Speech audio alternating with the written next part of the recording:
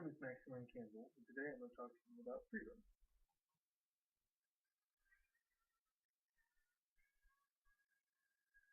Cut this down a bit, that's too long. Cut it here. This part is too long. Done. Once that recorded. I don't know how to do that. So today I'm going to talk to you about how your freedoms are being taken away, and like if you don't do something about it soon, it'll be too late to do something about it. And so today I'm going to talk to you about what freedoms we have. I'm going to talk to you about why people would take away or give away freedom, and examples of in the past how freedoms have been taken away and what has happened as a result. But first, we talk about what freedom is. So, what is freedom? A lot of people would say that freedom is being able to do what you want, and that sounds about right to me. If y'all want to do something, I should be able to do it. If I want to go to the store and buy some ice cream, I should be able to buy some ice cream. But the problem with that is, what if what I want to do is run people over with my car? It's not freedom, because I'd be taking away freedom from someone else. And so what that is it's power. Being able to do what you want, regardless of what other people want, is power. And so if that's not freedom, what is? Well, some people would say that freedom is not being forced to do things that you don't want to do. And so an example of that would be if I want to go to the store and buy some ice cream and someone says, no, you're not allowed to buy ice cream, that's not freedom. And so if I want to buy ice cream, I should be able to buy ice cream. But the problem with that is, what if I want to buy ice cream and I don't have any money? I can't go out and make my own ice cream. I can't go raise a cow, milk the cow, and decide, oh, I'm going to make some ice cream. And so while I have the liberty, that's what it is, liberty to have ice cream, I don't have the power to do so. And so what freedom is it lies on that spectrum somewhere between power and liberty. And we need to, as a society, learn how to strike the balance between those and try and get that sweet spot of just the right amount of power and liberty to get the most freedom that we can, the freedom that most people are going to enjoy the most. And so first, we're going to talk about what freedoms we have. Okay, so I'm going to do this. What I'm supposed to do is so some people would say that freedom is being able to do what you want, but that's not what it is. That's power. Okay. So then, now we got to talk about what freedoms we have.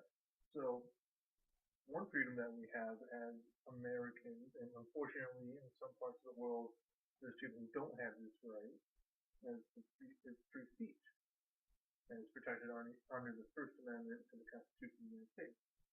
And so what that protects us on the spectrum of power and liberty, First Amendment gives us some power and some liberty.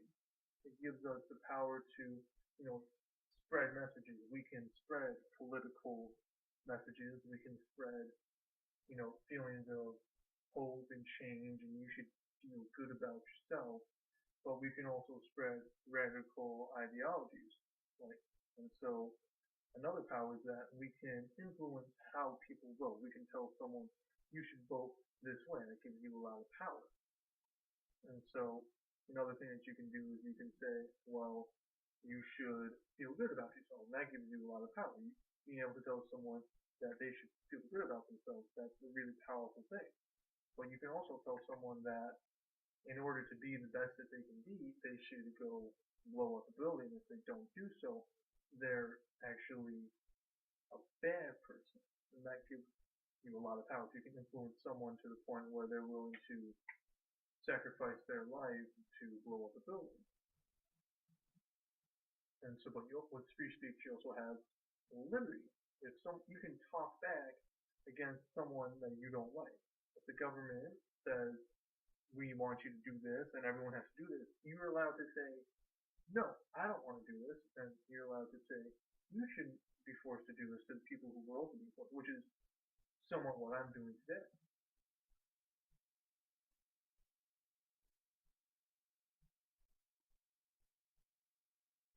And you should also,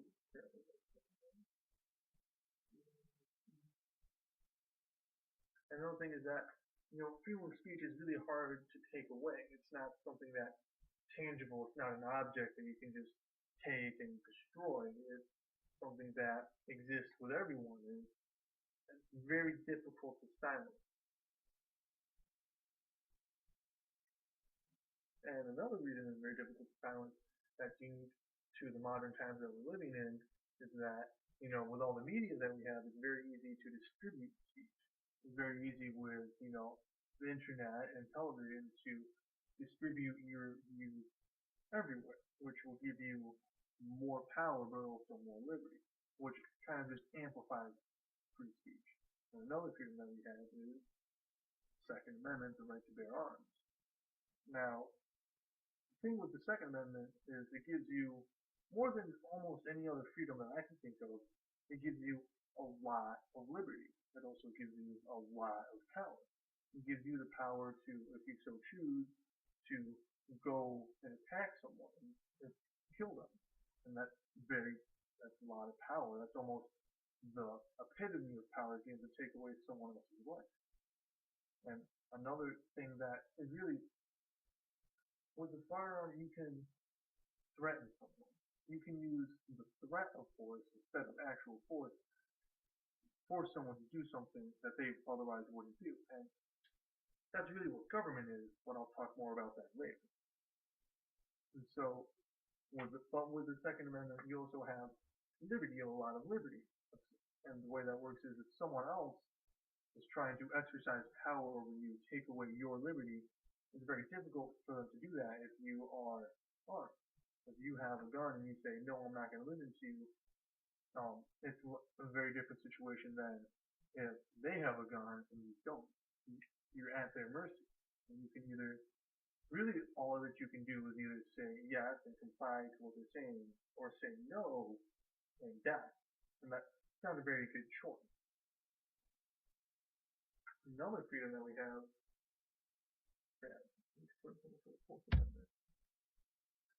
is the protection from warrantless searches and seizures. With a warrantless search and seizure, you're not, there's protection from warrantless search and seizure. With that protection, you're getting very little power. The most power that you would be getting from it is that you would be able to hide from the police for however long it would take them to receive a warrant, which in modern times would usually less than a day with the way that our communication network is set up. You can call a judge very quickly and just get a warrant written pretty quick, and oftentimes without real probable cause, depending on the judge. And having the Fourth Amendment gives you a lot of liberty, and it gives you liberty because it's your own home, it's yourself. One of the things that one of the search and seizures is talking about is you. You shouldn't be able to be seized without a warrant.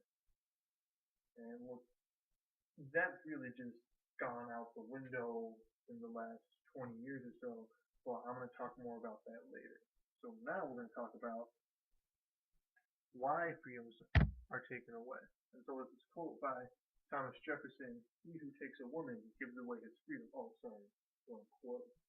It's actually going to be following this actual presentation, but there's just no audio, so you can laugh at it right now.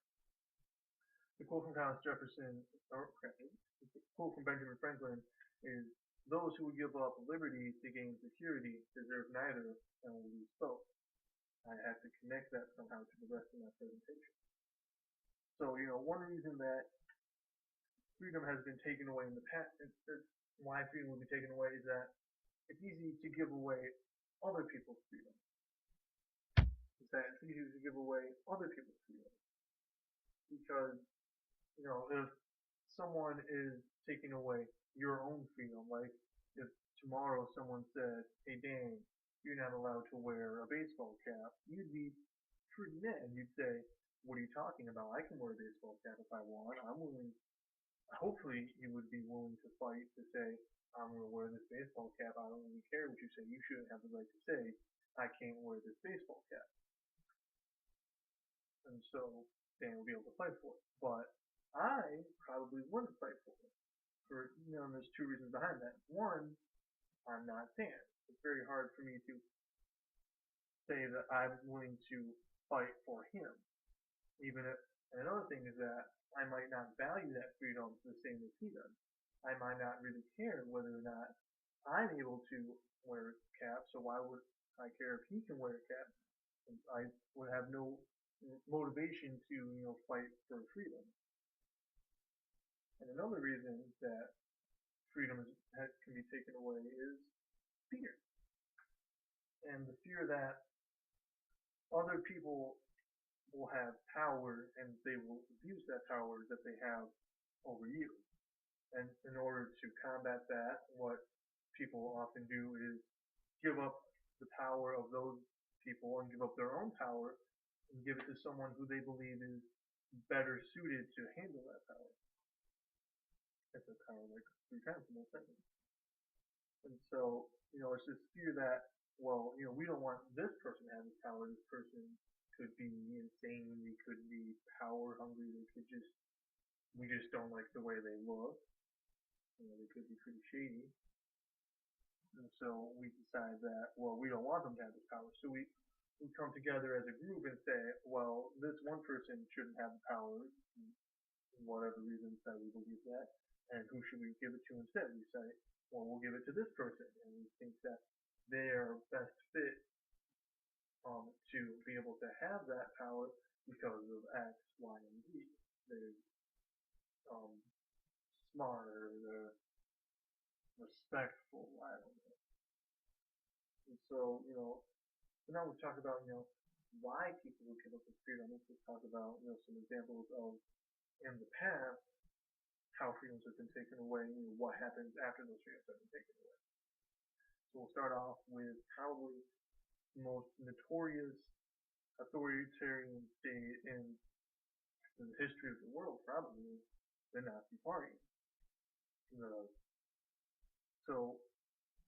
One of the ways that the Nazi Party was an authoritarian state, and which meant that the Nazis had all the power, and the common Germans, and especially the Jews, had no power and no liberty. Dang, I forgot to talk about more people's power, less people at liberty. More people at liberty, less people at power. And so one of the ways that the Nazis were able to rise to power was legally. They were able to say, well, vote for us. And so, there's no problem with being voted into power. The problem is that after they were voted into power, they became an authoritarian state and committed all these terrible crimes against humanity, which in reality they had been committing since the late 1920s.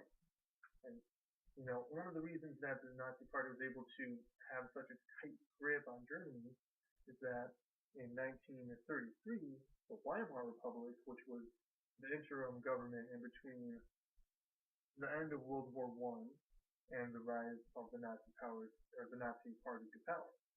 And they had seen that the Nazi Party was attacking communists and Jews because they just didn't think that Jews or communists were worthy of life, and so they decided, oh, we're going to attack you.